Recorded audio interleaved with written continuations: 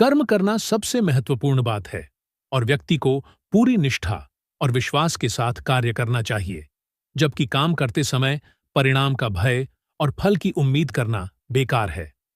गीता के अनुसार ईश्वर हर क्षण हमारे साथ है और कण कण में विद्यमान है।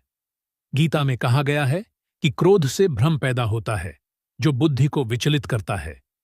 भ्रमित व्यक्ति अपने मार्ग से भटक जाता है। तब सारे तर्क नष्ट हो जाते हैं, जिससे मनुष्य का पतन हो जाता है। इसलिए हमें अपने क्रोध पर नियंत्रण रखना चाहिए। भगवान श्री कृष्ण कहते हैं कि आत्मनिरीक्षण से स्वयं को जानो, क्योंकि जब आप स्वयं को पहचानेंगे तभी आप अपनी क्षमता का आकलन कर पाएंगे। ज्ञान रूपी तलवार से अज्ञान का नाश करना चाहिए। जब कोई व्यक्ति अपनी क्षमता का आकलन करता है, तभी उसका उद्धार हो पाता है। भगवान श्री कृष्ण कहते हैं कि मृत्यु एक अपरिवर्तनीय सत्य है, लेकिन केवल यह शरीर नश्वर है। आत्मा अजर अमर है।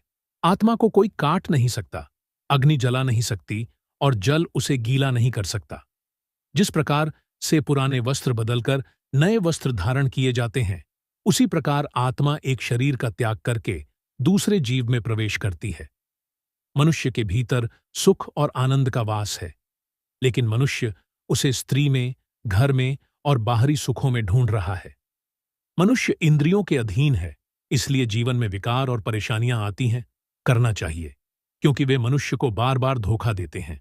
स्वयं को निर्दोष मानना बहुत बड़ा पाप सिद्ध होता है।